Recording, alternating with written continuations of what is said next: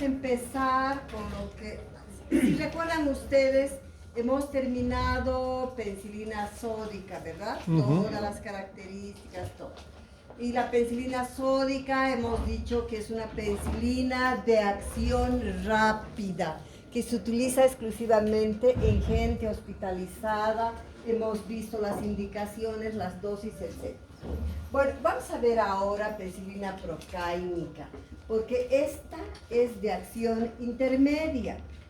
Pero recuerden ustedes que creo que hemos hablado algo, en realidad esta ya son muchos países que hace muchos años han retirado, ya no utiliza por una serie de situaciones. Por ejemplo, que en pediatría es muy difícil mantener, inyectar 2 veces a un bebecito pequeño, porque es cada 12 horas y un tiempo largo.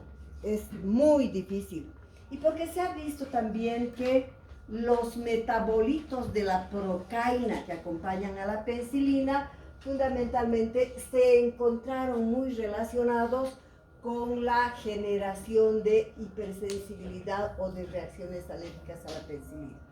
Entonces, fundamentalmente son estas situaciones porque existen otros medicamentos que tienen un espectro muchas veces superior a la procáinica que puede ser utilizada para curar, ¿verdad? Y además que este medicamento no es de paciente internado, es de uso exclusivamente ambulatorio. Son todas estas situaciones por los que literalmente el libro dice es poco utilizada y sabemos que hay muchos países que ya lo retiraron. La vía es exclusivamente intramuscular, la dosis 30.000 a 50.000 cada 12 horas y las presentaciones son 400.000 y 800.000 frascos ampolla. Uso ambulatorio, ¿ya? Bueno, pasamos a esta. Si se acuerda, dijimos que la benzatínica es una penicilina natural o benzilpenicilina, pero que es de depósito o de acción prolongada. Porque esta la depositamos, colocamos la inyección por vía intramuscular y a partir de ahí se va liberando así de poquito, durante 20 a 28 días. Es decir, que hace un nivel bajito, se los he dibujado, ¿verdad? Hace terriblemente bajito la concentración. El uso exclusivamente intramuscular. Ni por ninguna circunstancia podría yo colocar en la vena, porque esta produce unos cristales muy grandes, capaces de taponar y de producir reacciones de vasoespasmo, como vamos a ver más adelante. Nunca. Entonces, es de uso ambulatorio, el tiempo de vida es de 20 a 28 días. Ese es el tiempo ideal en su duración de la penicilina benzatínica, de 20 a 28 días. La dosis, fíjense, es igualita que de la procáinica, de 30.000 a 50.000 unidades internacionales cada 20 a 28 días. Las indicaciones son específicas, chicos, las específicas son para contar con los dedos, poquitísimas. Una de ellas es la quimioprofilaxis de la fiebre reumática. Gente que ha hecho fiebre reumática y que tiene tendencia a poder recidivar el cuadro, entonces, que ataca las válvulas del corazón. Entonces, estas personas, una vez que hicieron fiebre reumática, llevan cada 20 días, si fue muy grave, o a veces cada 28 días. Entonces, recibe. Es una indicación esta. Y la segunda específica es sífilis de preescolares, de escolares y de adultos. Cuando hablo de preescolar, quiere decir a partir del 2º año de vida, nunca antes. Porque la sífilis congénita, ya saben ustedes con cuál se trata, con la sódica, ¿verdad? Con la sódica. Y estamos hablando de sífilis de niños grandes que habitualmente son adquiridas. Escolares e adolescentes, ¿no?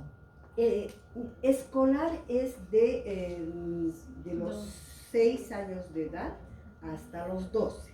Y adolescentes, ya el siguiente es nuestro tema, ya hay consenso general que incluso adolescente a veces es desde los 10 años. Entonces hay no es superposición, pero es clínicamente cuando tú ves las características que puedes definir, este es todavía escolar o este ya es adolescente, viendo las características que tienen en el desarrollo, ¿ya?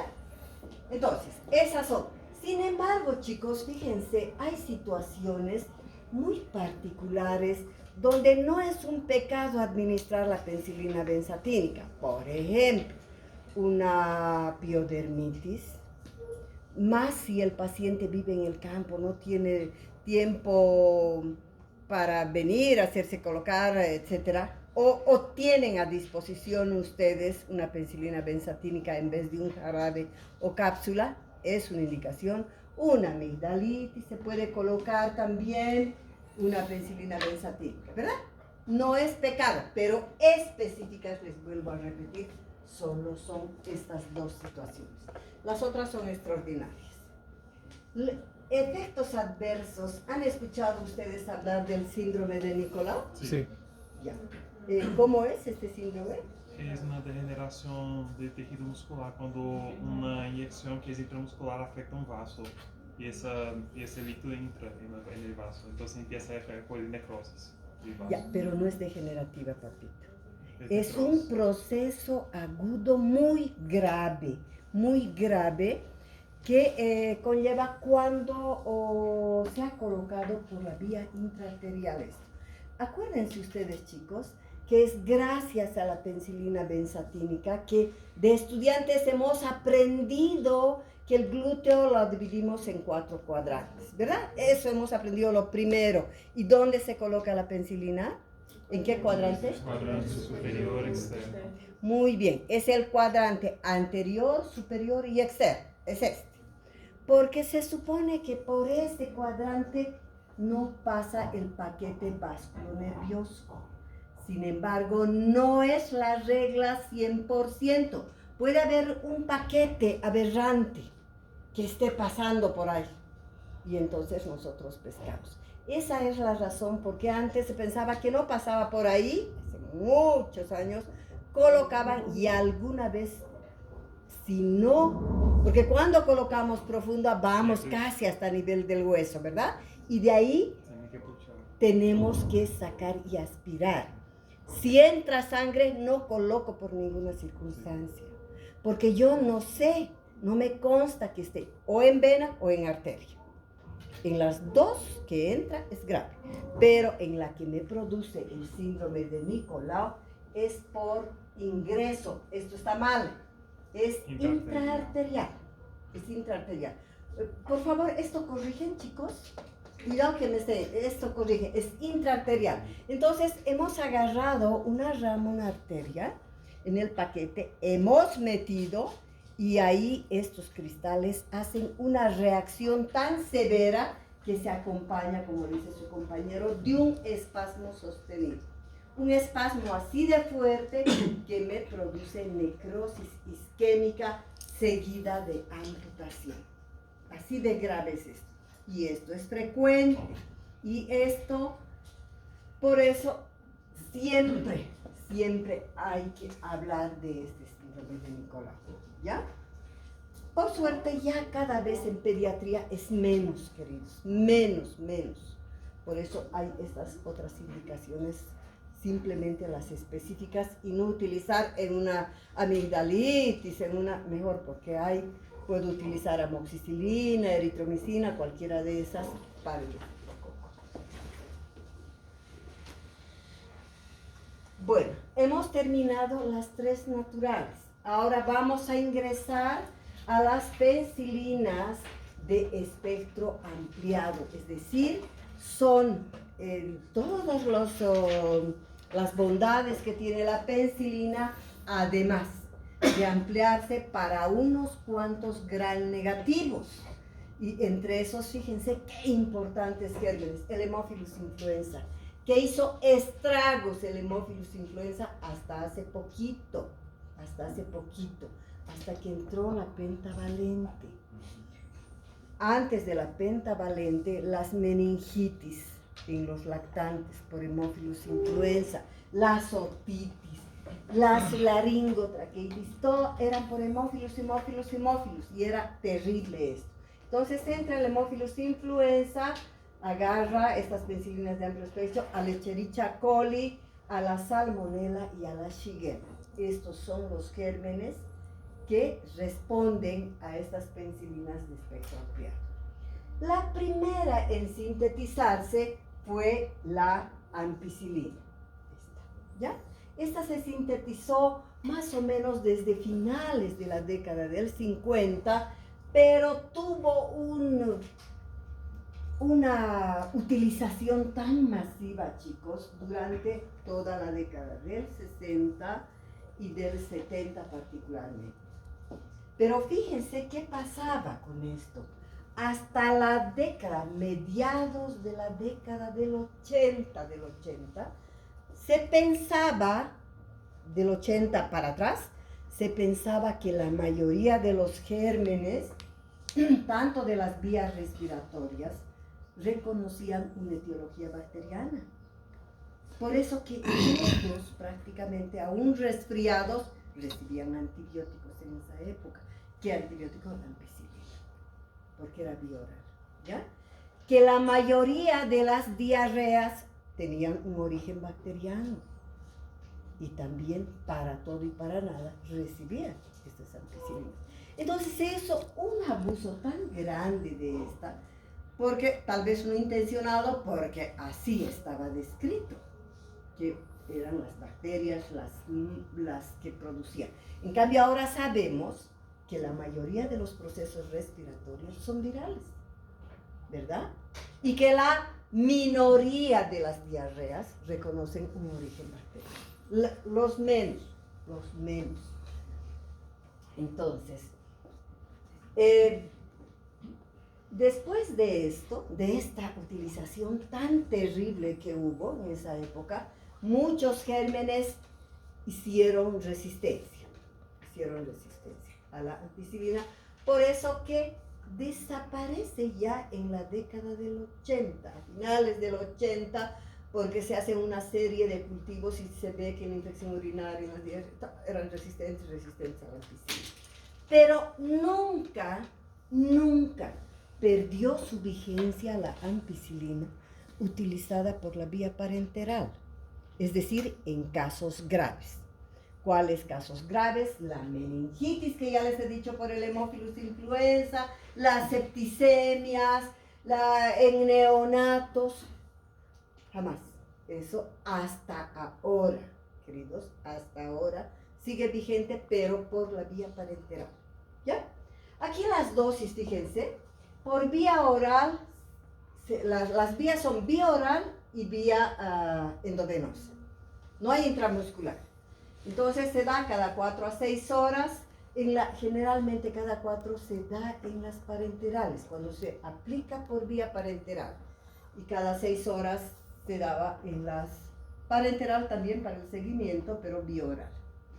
Las dosis en casos simples van de 50 a 100 miligramos cada 6 horas, y en casos graves de enfermedades como la meningitis, que la septicemia por Haemophilus influenza, fíjense, duplican o triplican esta dosis máxima. Se da de 300 a 500 miligramos kilo-peso día cada 4 a 6 horas. Esto, queridos, sigue aún vigente. Ahora, si nosotros encontráramos una meningitis por Haemophilus influenza, es esquema de primera elección la ampicilina con cloranfenicol, y al otro lado, en el mismo nivel, está una cefalosporina de tercera generación más ampicilina. O sea, aún ahora sigue vigente esto, pero por la vía parenteral. Su gran problema, la resistencia, la gastritis y la baja absorción a nivel del tracto gastrointestinal. Como se absorbía poco, por eso es que había estos problemas.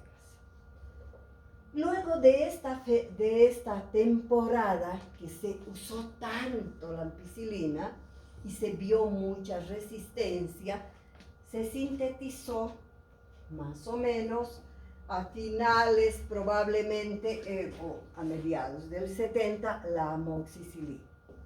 Fíjense, la amoxicilina en realidad tiene un espectro bien parecidito a la ampicilina, pero lo único que varía ahí es que esta tiene, digamos, una mejor absorción por la vía del tracto digestivo, se absorbe mejor y además que viene solamente por la vía oral.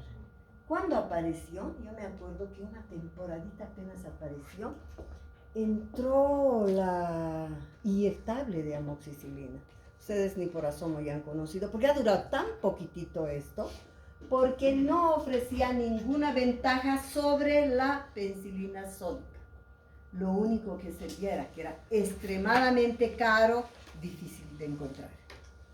Entonces entró y salió ese rato. ¿Ya? Entonces quedó simplemente la vía oral. Quedó la vía oral.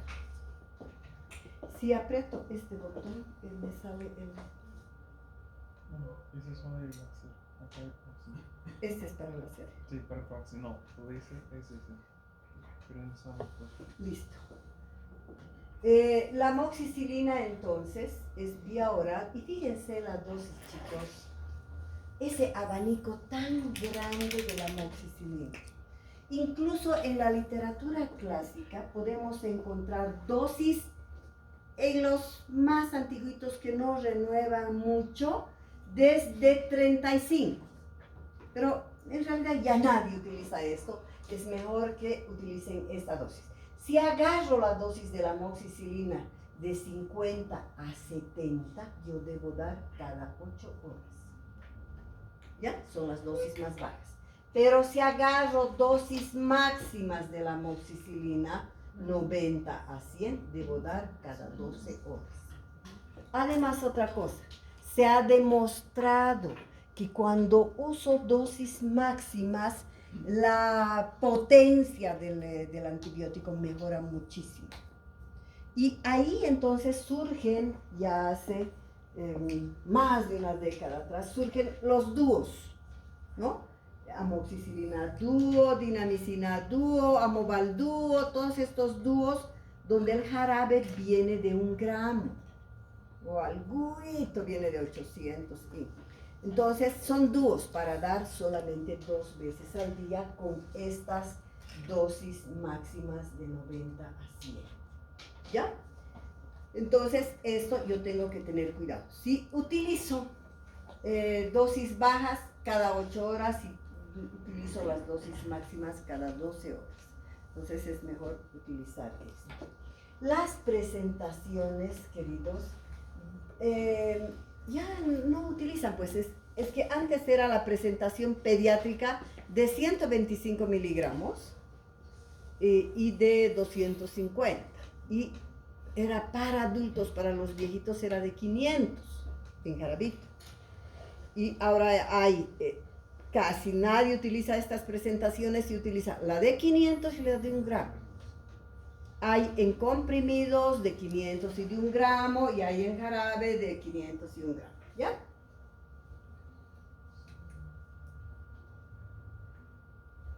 El otro grupo de las semisintéticas es las penicilinas resistentes a las beta-lactamasas. Estas penicilinas resistentes a las beta-lactamasas son muchas, queridos. Pero fíjense, las más utilizadas a nivel mundial son estas. Son la dicloxacilina, la cloxacilina, la oxacilina, a veces la nafazolina, creo que por Europa utiliza. Pero a nivel mundial, en términos generales, es dicloxa y cloxacilina. La indicación exclusiva, por eso dice la única indicación de estas es el estafilococo. ¿Y dónde yo tengo estafilococos? Viviendo en mi cuerpo, en la piel. en la piel. Por eso que este acné, estos forúnculos, todos esos, se tratan con dicloxacilina, ¿verdad? O si tengo una lesión en piel, es para estos. Entonces, la dosis para esta será de 50 miligramos cada 6 horas en casos simples y de 100 miligramos cada 4 a 6 horas en casos graves. ¿Cuáles serán los casos graves, chicos? Septicemia muy bien por estafilococo, neumonía por estafilococo, osteoartritis por estafilococo, una osteomielitis por estafilococo, ¿verdad? Esos son cuadros gravísimos. Entonces, en estos casos yo voy a utilizar esta dosis máxima, inicio con cada 4, ya saben ustedes, y luego hago cada 6 horas para el control. Y si doy vía oral, los alimentos interfieren en la absorción. Aquí tenemos, queridos, los efectos adversos de todas las penicilinas que hemos visto hasta este momento, ¿verdad? De todos estos penicilinas beta-lactámicas. Y aquí vamos a tener, en primer lugar, encontramos a las alergias y la urticaria. Esto es bien frecuente. Las alergias urticarias son esa reacción medicamentosa así puntiforme que muchas veces produce prurito, que es frecuente y que es de acción retardada, son los linfocitos T que hacen. Y entonces a veces basta suspender el medicamento, dar un antihistamínico simple y pasa. Lo que es grave, grave, queridos, y Dios nos libre, es de esto, el shock anafiláctico. ¿Saben en qué consiste un shock anafiláctico, verdad? No acontece en cualquier persona. Generalmente esa persona es atópica. Tiene antecedentes de padres, si es niño, que son atópicos. Eso saben ustedes bien que se hereda a través de los genes, ¿verdad? ¿Perdón? Ah, sí, ya está pasando la lista, creo. No, por favor, no se pasen ninguna lista porque ya tengo la lista oficial. ¿Ya? No, Sí, no señora. pasen ningún papel. Les voy a llamar al final. Entonces, fíjense, cuando una persona tiene generalmente este componente atópico, o a veces puede no tener, entonces, ¿qué pasa? Si se introduce un alergeno que es un medicamento, un antibiótico o algo, por la vía parenteral, generalmente es en la parenteral, o en las endovenosas o en las intramusculares, ¿no? Entonces, ¿qué pasa? Ingresa el alergeno al cuerpo y hay una liberación masiva de mediadores de la inflamación. Se liberan histamina, interleuquinas, de todo, hay una liberación así grande, bradicimina, y entonces se produce una vasodilatación, pero sostenida y grave, que baja la presión arterial a 0 en cuestión de segundos. Baja a 0. Y si baja a 0, no hay retorno venoso de la sangre, ¿verdad? Y si no hay retorno venoso, no hay contracción cardíaca. Y entonces hay una parada cardíaca en cuestión de segundos o minutos. Y hay muerte. Entonces baja la presión, hay parada cardíaca y hay muerte. Entonces el paciente se muere en nuestras narices. Se muere en nuestras narices. Y para reanimar este tipo de situación, así tan brusca, pero tan rápida, porque le están colocando la inyección y el paciente ya puede estar en shock, ¿verdad? Los segundos. Entonces se necesita mínimo 3 personas o 2 experimentadas para hacer el manejo y que yo tenga todo ahí, pues, todo. Por eso, queridos, siempre, bueno, ya no es tanto a la época como cuando yo era estudiante, era pan de cada día colocarse penicilina benzatínica, hasta las hojitas colocábamos encima de los 2 años, pero ahora ya no. Pero no falta alguien, una penicilina benzatínica, saben que son estudiantes y van, colocan el amigo, el pariente, ¿lo ve? Colocan. Y hasta a veces da vergüenza decir no sé o no he colocado y uno coloca, no coloque. No coloquen, chicos. Es preferible, peor si tiene antecedentes de alergias o de atopía, que vaya a un hospital y que tenga su receta. Y cuando ustedes receten, siempre pongan previa prueba de sensibilidad. Porque es preferible que tarden un segundo más escribiendo a eso, a que ese paciente pueda hacer. Y ahora saben que hay más alergias que nunca, ¿no es cierto? Es pan de cada día eso. Entonces, son experiencias tan terribles, chicos, tan terribles, que yo he tenido en mi año de provincia. Bueno, todo fue bien porque estábamos en el hospital y éramos 3 médicos que estábamos ahí, pero yo les comento esto siempre porque a veces, aún estando en manos experimentadas, se puede producir la muerte. Hace unos 10 años o tal vez un poquito más, la esposa del rector de San Simón, el doctor Argandoña, su esposa recibía penicilina benzatínica porque tenía fiebre reumática profiláctica cada 20 días. Y un buen día a alguien se le ocurrió decirle, ¿por qué te duele? ¿Por qué no te haces colocar con lidocaína? Fue, llevó con lidocaína, hizo un shock anafiláctico ahí en la enfermería. Como era la esposa de la primera autoridad de San Simón, y el seguro universitario es muy buen hospital, muy bueno, es entre los mejores, todo el mundo se volcó a los de emergencia, porque enfermería está ahí al ladito de emergencia, los médicos, y todos la reanimaron, le hicieron todo. Y la señora falleció. Esto les cuento porque así de grave puede ser. Y porque esto necesita, tú necesitas una vía inmediatamente, pasar suero porque está en shock, necesitas colocar hidrocortisona, necesitas colocar antihistamínicos por la vía parenteral, etc. Adrenalinas, hay parada cardíaca. Entonces es grave. Entonces este es uno de los problemas más severos. Doutor, Dime. como seria esta prova prévia de sensibilidade? Bien tu pregunta. Lo que pasa, chicos, la prueba de sensibilidad siempre debe ser acá, en el lugar más blanco de tu cuerpo, visible, ¿ya? Y es... Se aplica con cuadraditos.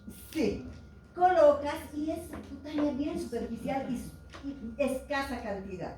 Y esperas, si hace un abón, eso quiere decir que ya hay reacción, tú lo colocas, ¿ya? Pero nunca, queridos, nunca deben aplicar en el ojo, porque no sé de dónde apareció eso que las enfermeras, una gotita de la penicilina ahí, porque si la persona es susceptible a hace estragos en el ojo y le pueden quedar ciegos, igual puede hacer la reacción de hipersensibilidad. No se coloca, es aquí, ¿ya? Esa es la prueba, es bien sencilla, no es problema. Doutor, entonces en todos los casos que se va a aplicar ese medicamento, ¿sería bueno antes de hacer o no? Siempre, querido, siempre. Porque, ¿qué pregunta la enfermera, chicos? ¿Has recibido, cuando van con su inyección, has recibido la penicilina antes? Sí. ¿Y no tienes alergia? No. ¿Tú? No. El que recibe más veces tiene más probabilidades de hacer reacción, porque ya el cuerpo lo está reconociendo. Acuérdense de las reacciones primarias y secundarias de la sensibilidad, ¿no es cierto? Entonces la primera vez es poquito, la siguiente es más formas, más reaginas, y entonces tienes más probabilidad. Entonces puede aparecer la reacción alérgica a la cuarta, a la quinta, a la 20. Entonces es mejor seguir poniendo previa prueba de sensibilidad. Y cuando la persona es alérgica, cruza. ¿Saben eso, no? Cruza. Ya no es solo la penicilina, sino que, por ejemplo, la dipirona tiene alta probabilidad y se coloca tanto por la vía endovenosa ahora, ¿no? O sea, o cualquier otro medicamento, particularmente por la vía endovenosa directa. ¿Alguien estaba por preguntar? Abón es un algo, ¿sí? Abón es ese levantamiento, hijita. Eso es abón. ¿Está claro, queridos? Ya. Disbacteriosis, especialmente con los antibióticos de amplio espectro. ¿Qué quiere decir disbacteriosis? Que al utilizar un antibiótico de amplio espectro, no solo se mata al germen patógeno que queremos atacar, sino que estamos matando a los saprófitos también. La flora. ¿Verdad? La flora esta normal, esta nuestra macrobiota que tenemos, y entonces se produce todo un desbarajuste, y a veces es causa de eso diarreas y todo. Y por eso que se debe dar a veces probiótico para poner en orden ahí a la flora bacteriana. Entonces es frecuente esto, y a veces en estas disbacteriosis, chicos, ascienden los gérmenes graves de abajo, los anaerobios, todos esos pueden ascender y hacer barbaridades. El síndrome de Nicolau, ya lo conocen, acabamos de explicar, Sí. es de la benzatina. Es otra, estos dos son los efectos secundarios más terribles que hay, ¿ya? Problemas gastrointestinales como gastritis, náuseas, vómitos, diarrea, por lo que les he explicado, ¿no? Y otros como dolor local, induración, degeneración del nervio, etc. Por eso que el síndrome de Nicolau no es un problema degenerativo, no es, exactamente. Esos son los efectos adversos de cualquier penicilina que puede existir. Bueno, entramos a las cefalosporinas, pero creo que hay otro. Sí. ¿Me he saltado? Cefalosporina. Sí. Ya, esta. Entramos al otro grupo de betalactámicos, chicos, las cefalosporinas. Estas también eran naturales porque vienen del hongo Cephalosporin, ¿no es cierto? Y son antibióticos muy parecidos a la penicilina porque tienen el anillo betalactámico, pero tienen una ventaja tan increíble, queridos, que son resistentes a las betalactamasas. Acuérdense que el estafilococo, para sobrevivir, fabricó estas enzimas betalactámicas, ¿verdad? Que destruían a la penicilina. Pero las cefalosporinas no les hace nada, igualito actúa. No les sirve al estafilococo. Por eso que tienen una actividad muy buena sobre el estafilococo, porque son resistentes a estas enzimas destructoras. Son activos contra gram positivos y gram negativos. Y son bactericidas, igual que la penicilina, igual que la gentamicina. ¿Cómo se clasifican? Bien facilito, de primera, de segunda, de tercera y de cuarta. ¿Ya? Así. Aquí tenemos a las de primera generación. En términos generales, ¿cuáles son las cefalosporinas que más se usan? Son las de primera y de tercera. ¿Ya? Esas tenemos que conocer. Aquí tenemos unos cuantos nombres, ya es reducido, pero pese a que es reducido, queridos, ¿cuál creen que es la cefalosporina de primera generación más utilizada? Cefalexin. Muy bien, Cefalexin. Y la segunda es Cefradina, ¿no es cierto? El resto es difícil de encontrar. Ahora, actúan muy bien sobre bacterias gram positivas, sobre el estafilococo y muy poco sobre gram negativas. Entonces, cuando yo estoy utilizando cefalosporinas, tengo que sacar, no le hace nada a los gram negativos, ¿ya? Va más para estos, como sabrán. La dosis de 15 a 30 miligramos cada 6 horas de cefalexina y cefradina. Pero cuando el cuadro es más fuertecito, como una infección urinaria horrible, o es un problema así, pero terrible aquí, que es resistente, puedo utilizar hasta 50 miligramos kilo peso. Pero la mayoría de los libros maneja solo esta dosis más baja, ¿ya? Y se da cada 6 horas hasta cada 8 horas. La presentación son jarabes en pediatría de 250 y de 500 miligramos. Esa es la presentación más frecuente. El uso fundamental y de primera elección de la cefalexina y de la cefradina es la infección urinaria en pediatría. Es la droga de primera elección. Esa es, ¿ya? Y la otra segunda es cuando fallan drogas de primera línea. Por ejemplo, un niñito con una amigdalitis a repetición crónica que ha usado tanto la amoxicilina, utilizaba eritromicina y ya no le hacen nada. ¿Y a qué puedo cambiar? A una cefalosporina. Estoy autorizada, ¿ya?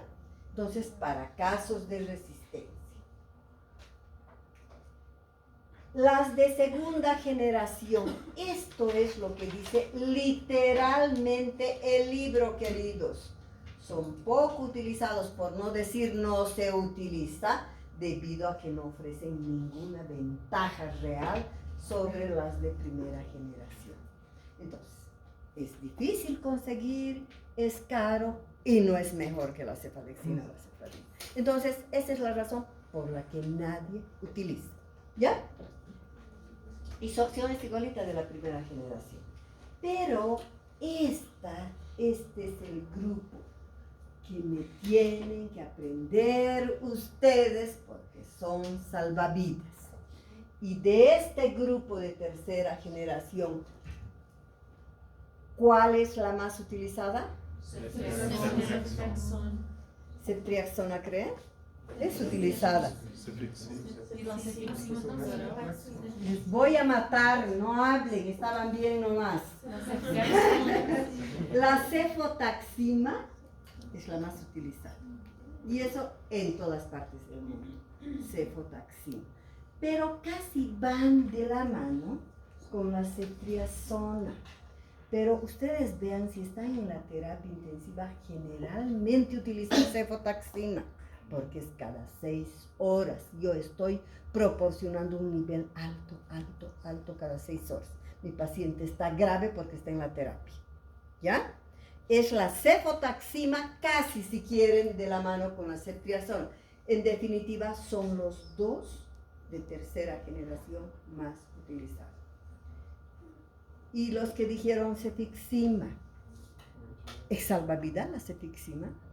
No, para nada. Chicos, yo me quiero morir. Cuando estoy en la consulta, todos los laboratorios ahora fabrican cefixima. ¿Por qué?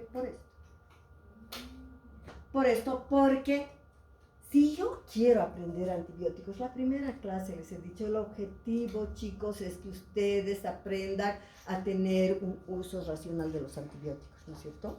Y no se salten. Cefixima están utilizando porque el visitador les dice, sirve para vías respiratoria, gastrointestinal y vías urinarias. Están utilizando para todo. O una infección urinaria y cefixima. No.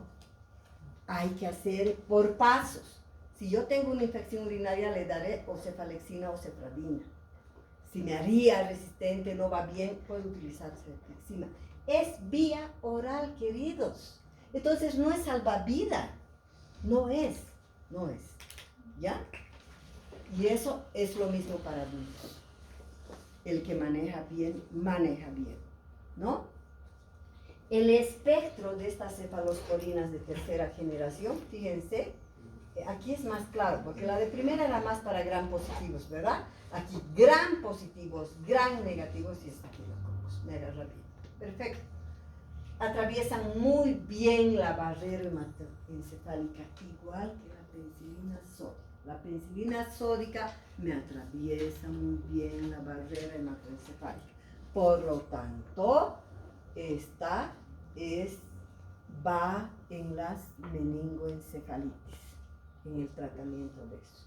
Activos para productores contra beta-lactamasas, por lo tanto, para estafilococo. Y actúan muy poco sobre pseudomonas. No le hacen nada. Doutor, então vocês poderiam dizer que a cefalosporina de terceira geração são antibióticos que se poderiam utilizar quando não se tem um cultivo anterior para determinar. Exactamente. Cuando tú estás, digamos, en una provincia o le va a costar, etcétera, tú ya puedes entrar con esto. Y prueba clara de esto, si fuera por Haemophilus influenza, les he dicho, lamentablemente no sé por qué han sacado el tema de meningitis. Yo daba ese tema y es un tema importantísimo, si bien ahora no hay mucho. Pero en el último Congreso Mundial de Infectología que yo he ido, sigue vigente el esquema. Ampicilina más cloramfenicol para meningitis por Haemophilus influenza, y en el otro les he dicho, una cefalosporina de tercera generación. Puede ser cefotaxima o ceftriaxona más ampicilina. Ambos están en el mismo nivel. Se sigue utilizando y en neonatos también. Pero a veces no te da, el caso está muy grave. Tú no puedes esperar cultivo, antibiótico, no puedes. Porque si estás con un cuadro así grave, tú tienes que actuar de inmediato. Y ahí puedes entrar con esta cefalosporina, con cefotoxina, ¿no? Dime. Doctor, en casos que sean más simples, por ejemplo, una infección urinaria que tenga el niño, entonces puede utilizar de primera generación. Claro que sí, así es la conducta, querido. Nunca, ¿cómo te vas a saltar si tienes una infección urinaria? Basta eso. Y si el niño quiere hacer una profilaxis que tiene, por ejemplo, no sé, está en el campo y si corta su piel en un corte profundo, se corta su piel, y quiero hacer una profilaxis también con antibiótico, entonces igual uso primera generación o ya No tendrías que hacer esto generalmente. Si es un corte profundo, tú tienes que cubrir con antibióticos, y puedes cubrir, digamos, con una dicloxacilina si tienes, y si tienes a la mano, estás en el campo, si tienes a la mano una cefaloxina, pues, porque la agarras esta forma. Pero incluso hasta eso, querido, es preferible. En la mayor parte, si se fijan, es la dicloxacilina o la cloxacilina que se utiliza para estos procesos sencillos. Y te guardas las cefalosporinas, querido, porque son salvavidas. Sí, para casos graves, porque si tú vas quemando en cosas simples, cuando tú quieras utilizar, puede ser, estos hacen muy rápidamente resistencia. Entonces tú puedes estar quemando. ¿Te das cuenta? Por eso que en la mayoría hay, por ejemplo, para estos problemas de piel, están las cefaloporinas, querido. Te pregunto porque en muchos casos en mis rotaciones hospitalarias he visto que siempre utilizan cefalosporinas para... Sí, pues, y peor si es privado, papito. Ahí es directo eso. Eso no te extrañes, pero tú aprende a formarte bien. Gracias. Bueno, hemos dicho que actúan muy poco sobre pseudomonas y que son activos contra estafilococos. Aquí están las dosis que ustedes deben aprender al derecho y al revés. La ceftriaxona, la dosis habitual, de 15 a 30 kilopeso, EB cada 12 horas y luego, después de las 24 a 48 horas máximo, una vez al día, cada 24 horas. EB.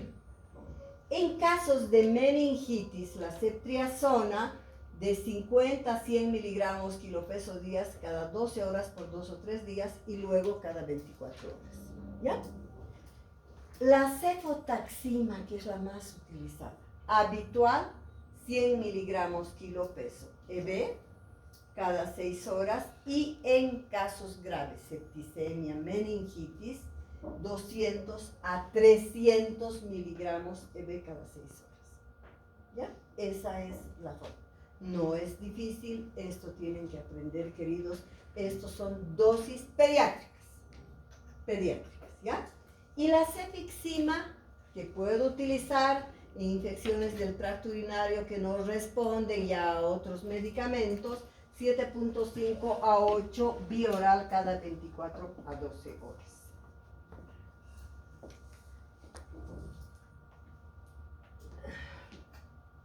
¿Cuáles son los efectos secundarios? Las indicaciones están utilizadas en terapia intensiva, en medicina crítica, en hospitalizados y en casos de resistencia. No se olviden eso, ¿no? Y los efectos secundarios, alergia cruzada a la penicilina, es muy frecuente por el parecido del núcleo betalactámico.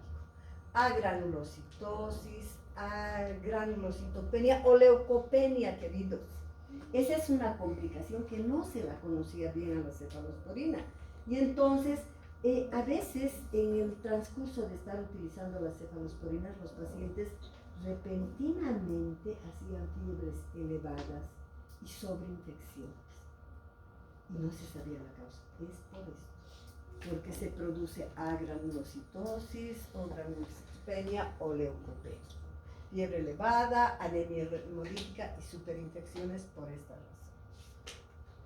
Y las de cuarta generación, hay muy poco, no está muy al alcance, pero lo que sí tienen que saber que son muy activos para pseudomonas. ¿Ya? Entramos a los glucopeptídicos, el otro grupo que actúa a nivel de la pared celular, ¿verdad? La vancomicina. Fíjense, la vancomicina es bactericida, aunque hay alguna literatura que dice que cuando está dada a dosis menores se comporta como bacteriostático. O sea, no se van a alarmar si encuentran que puede ser bactericida o bacteriostático. Pero cuando está utilizada a buena dosis, actúan como bactericidas. Inhibe la síntesis de los peptiglicanos en la pared celular bacteriana, tiene actividad solo contra bacterias gram positivas, especialmente contra el estafilococo. Y así dice, queridos, así, reservado únicamente para el estafilococo multiresistente. Y esto se repetía mucho porque la literatura, el libro te dice, reservado exclusivamente para el estafilococo multiresistente. Pero generalmente las cosas nuevas surgen en los congresos, ¿verdad? Y van a ver ustedes que ahora no solo utilizan en el estafilococo resistente. Si un paciente está mal, ya no responde, hay mucha resistencia y tienen la opción de tener la vancomicina, ahora se utiliza, ¿verdad? No solo en esto, sino en otros casos. Se está utilizando el neumococo, etcétera, en diferentes situaciones porque es para gram positivos. También se puede utilizar la vancomicina en colitis pseudomembranosa por el Clostridium difficile. Y esto se utiliza por la vía oral y actúa a nivel local. La dosis de 20 a 40 cada 8 a 6 horas endovenoso y efectos colaterales, fíjense, parecido a los de los aminoglucósidos, ototoxicidad, nefrotoxicidad, más flebitis. ¿Ya? Esto no van a ver cotidianamente, pero sí se maneja en unidades de cuidado intensivo. Otros beta-lactámicos son los imipenémicos, el imipenem, meropenem, ortopenem, etc. ¿Qué les cuento que antes aquí era de difícil de conseguir y de caro, chicos? Se mandaba a los Estados Unidos, al Brasil, a Chile para que nos traigan esto. Ahora ya está más al alcance, sigue siendo bien privativo, no lo encuentras, digamos, en los sistemas públicos, es más para gente que sí tiene más recursos. Ahora hemos terminado este primer gran grupo, ¿ya? Ahora vamos a entrar a antibióticos que impiden la síntesis proteica de la bacteria. Ahí tenemos a un grupo grande de los aminoglucósidos, pero fíjense, de todos estos antibióticos, muchachitos, ¿cuáles son los que más conocen y se utilizan? De aminoglucósidos. ¿Ah? Fuerte. Gentamicina, muy bien. ¿Y qué más? Amicacina, perfecto. Esas son las dos. Entonces, la gentamicina y la amicacina son los dos antibióticos de los aminoglucósidos en la actualidad que son más utilizados. ¿Ya? Fíjense, la amicacina es la hija de la canamicina. Se ha modificado unas moléculas a la canamicina y se ha sacado la amicacina.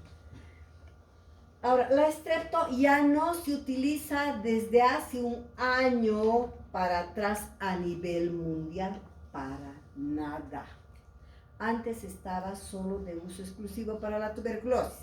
Ahora, ni para la tuberculosis de ninguna naturaleza.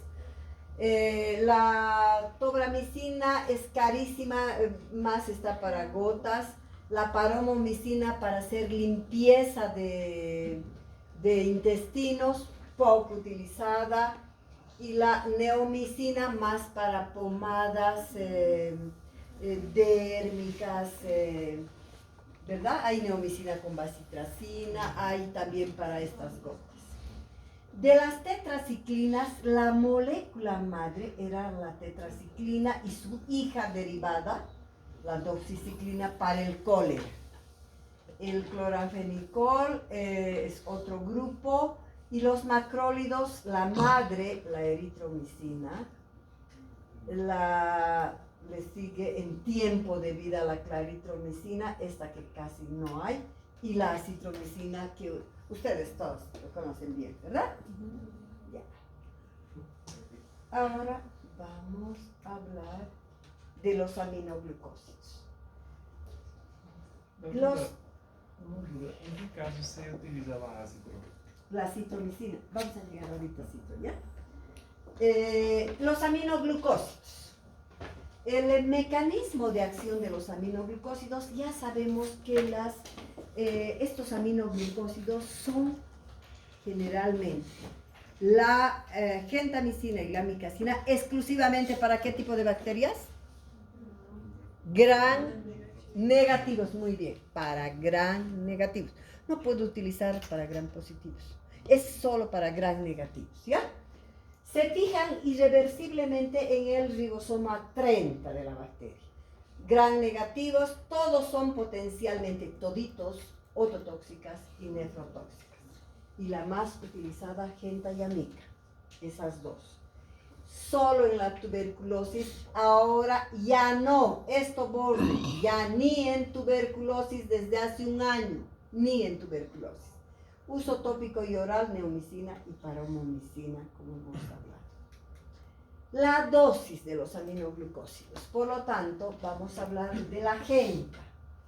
En un niño normalito, atérmino, bien, niño grandecito, la dosis es de 5 a 7 miligramos kilo peso día, cada 12 horas por la vía intramuscular. Si voy a aplicar endovenoso, debo utilizar siempre bomba de infusión. ¿Conocen, no es cierto? Es un aparatito donde se mete el antibiótico y se libera de a poquitito. Es decir, no me hace, cuando entra a la vena, un pico. ¿Y por qué se ha demostrado, chicos, que ese pico, cuando a la enfermera, cuando se empezó a utilizar en la vena, los doctores ponían gentamicina, digamos, por decir 20 miligramos, cualquier cosa, EB cada 12 horas, lento ponían en letras así grandes, y la enfermera ponía lento en un minuto, ¿no? Entonces, igualito hace ese pico grande, y ese pico grande en sangre es lo que produce la ototoxicidad, ese pico. Por eso, si yo voy a aplicar con la bomba de infusión, puedo utilizar por vía endovenosa, pero ahora todos tienen bomba infusora, antes no, solo algunos hospitales, ahora todos tienen. Lo mismo, ¿se acuerdan de la penicilina sódica que les decía que en recién nacidos del 8º al 10º día se utiliza cada 12 horas? ¿Se acuerdan? Porque había una inmadurez renal, porque la concentración estaba alta, ¿verdad? Aquí lo mismo ocurre, queridos, por esa misma razón. En prematuros, 3 miligramos kilo peso cada 24 o a 36 horas, una vez al día. Yo utilizo la dosis más alta para el prematuro más chiquitito, parece que tiene 28 semanas de gestación, 29 chiquitito. Y para los prematuros de 34, 35, 36, pueden utilizar los tres, ¿ya? Entonces es por la misma razón, porque su principal, además que son nefrotóxicos estos, ¿no es cierto? Esa es la razón más grave. La canamicina, todavía algún centro de neonatología usaba a 15 miligramos kilo peso, porque era muy efectiva, es muy efectiva contra la Escherichia coli. Pero ahora, como hay amicacina libre demanda, utilizan solo esto. Y como es su hija, es la misma dosis, 15 miligramos cada 12 horas. La sizomicina ya nadie más utiliza. Pasamos a las tetraciclinas. Las tetraciclinas, ni siquiera yo vi cuando utilizaban a larga mano, chicos. Estas fueron muy utilizadas probablemente en las décadas del 70, porque para el 80 ya no se utilizaban, porque se descubrió, como eran de amplio espectro estas, iban muy bien para todo, entonces se descubrió que en embarazadas, se daba incluso en embarazadas, se descubrió que en las embarazadas se producía en el feto una serie de problemas como depósitos calcáreos, ¿verdad? En los huesos, todo eso. Y es prohibido, ¿no es cierto? Es prohibido. Entonces, estas tetraciclinas tienen si bien ya no utilizamos, o alguna vez todavía hay gotas pomada oftálmica, o hay para el acné, que ni siquiera hay mucho. Sin embargo, su uso ya es restringido, exceptuando a su derivado, que es la doxiciclina. Son de amplio espectro, actúan sobre gram positivos, gram negativos, sobre borrelias, sobre clamidias, sobre muchas otras bacterias más. Inhiben la fracción 50S del ribosoma, actúan sobre neiserias como gonococo, meningococo, hemófilus influenza, salmonella. Ay, perdón, estamos hablando de cloranfenicol, ¿y por qué ha pasado esto?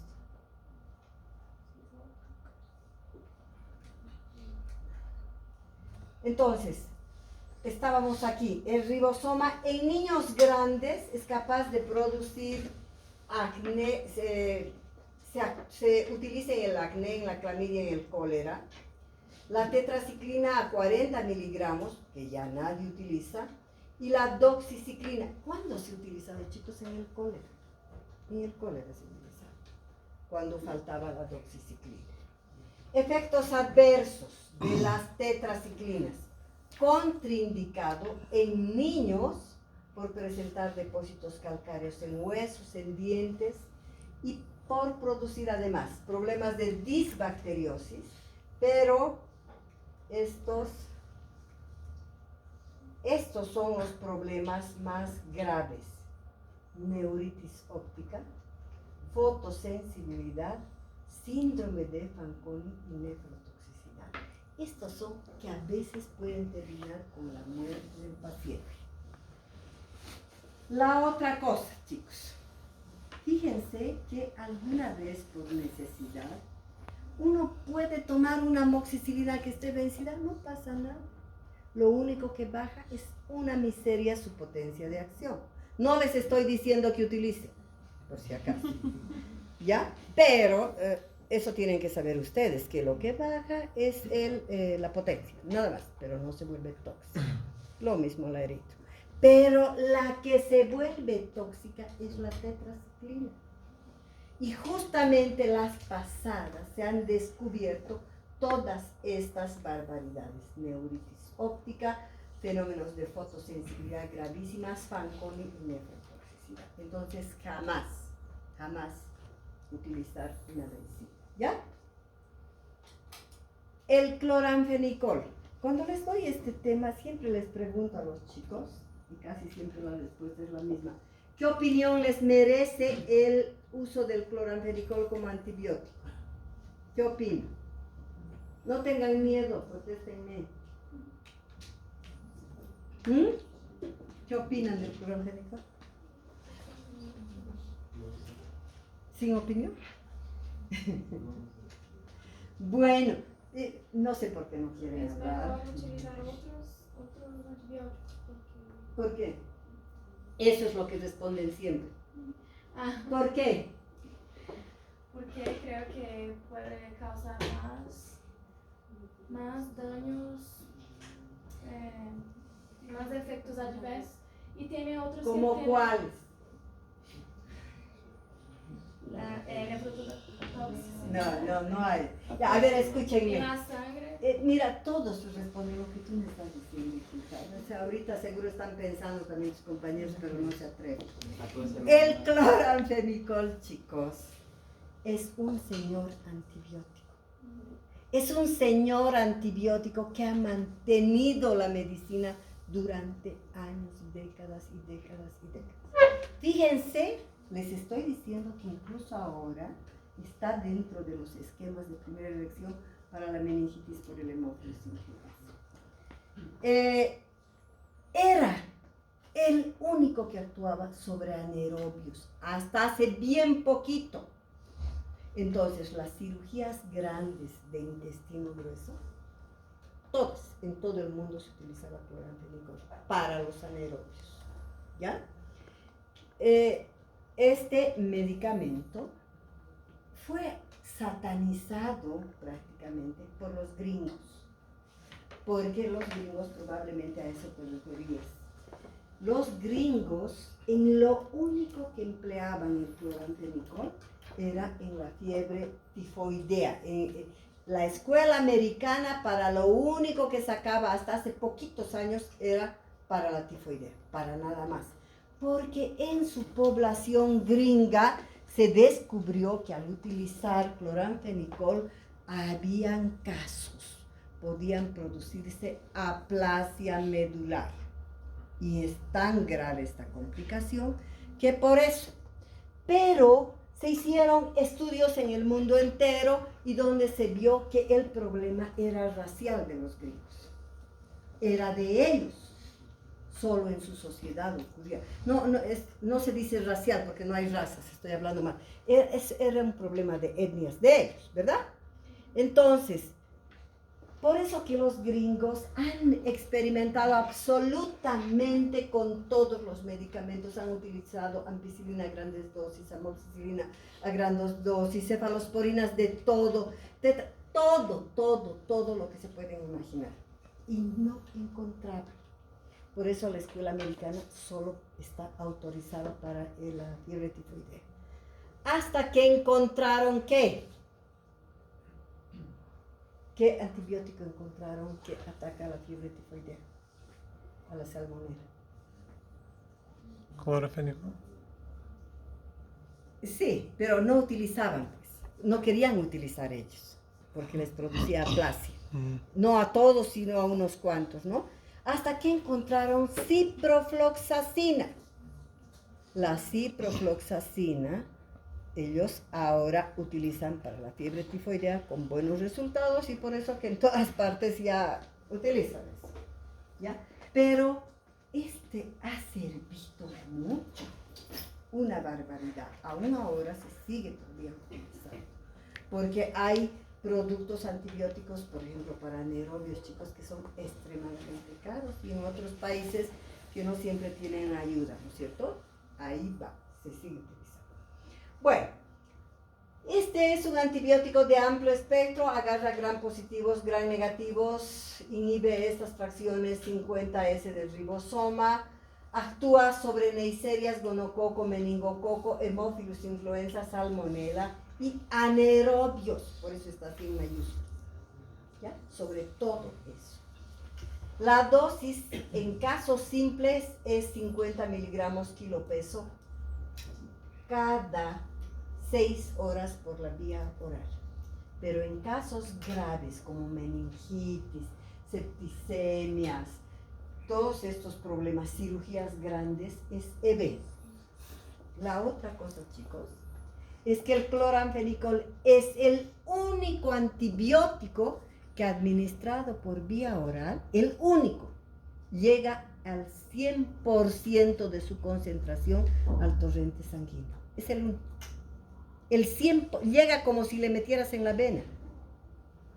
Por eso que cuando el paciente grave ya ha mejorado, ha salido del peligro, le continúan tranquilamente por la vía oral. ¿Ya?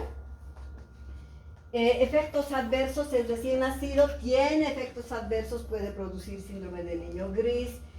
Todos los pacientes de cualquier país del mundo y de cualquier edad son capaces de producir leucopenia, es decir, reticulopenia, agranulocitosis, leucopenia. Todos. Aplasia medular generalmente está solo con los gringos, pero leucopenia no tiene nada que ver. ¿Está claro, queridos? Nosotros todos podemos hacer leucopenia.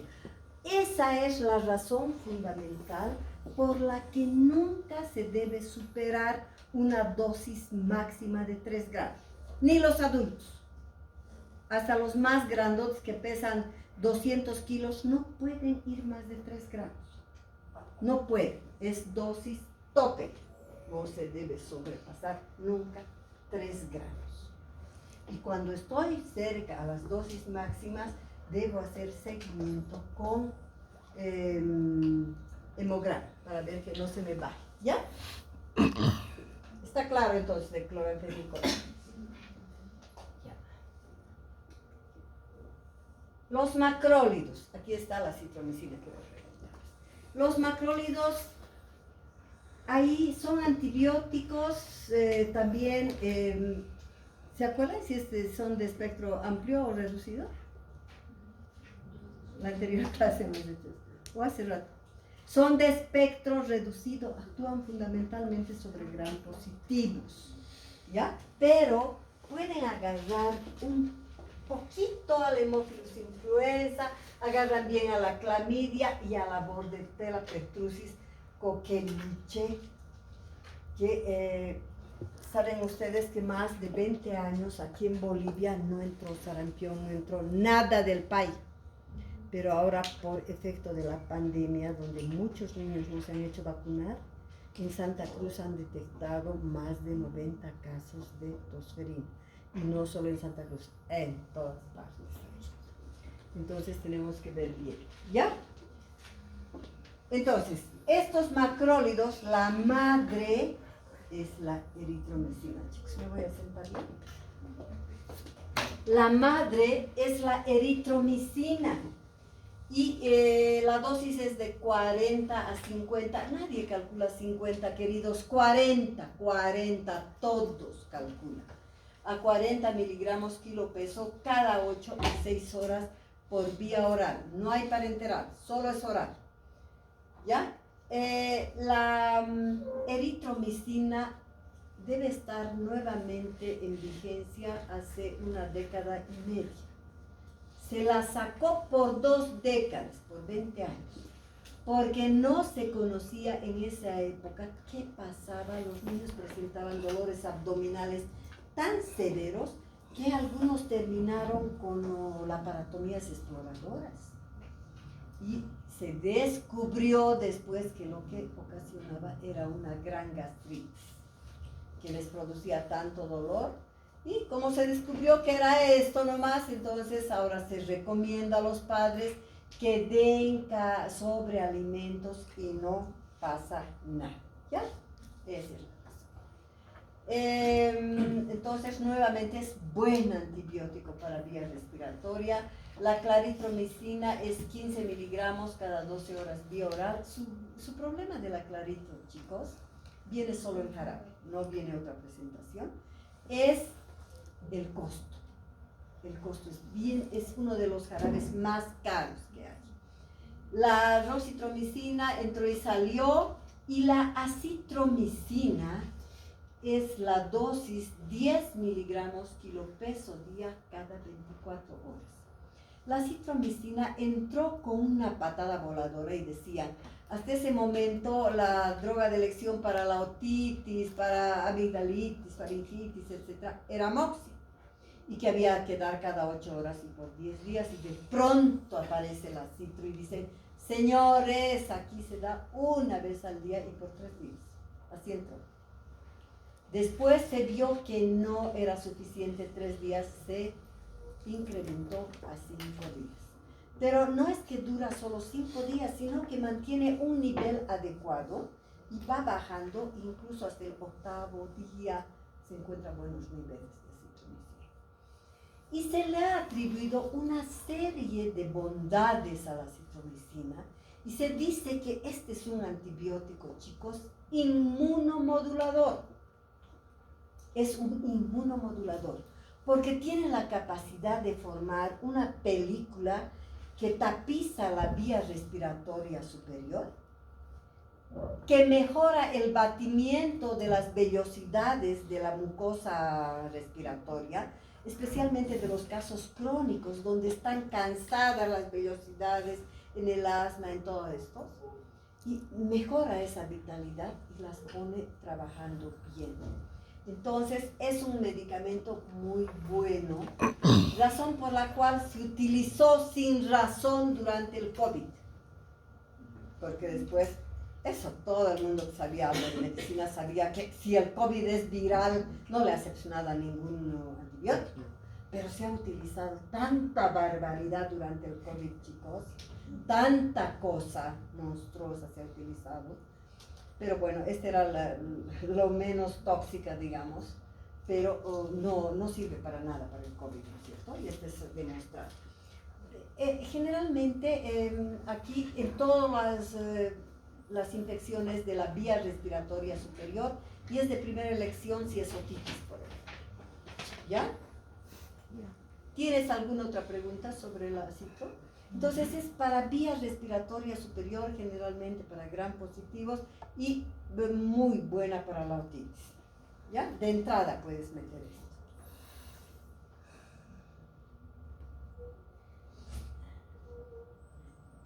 ¿Cuánto nos falta? Chicos, queridos, a ver, me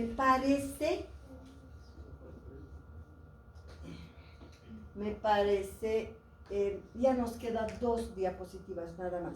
Quedaremos acá porque no voy a alcanzar a llamar la lista, ¿ya? Chicos, me parece que es el único grupo que no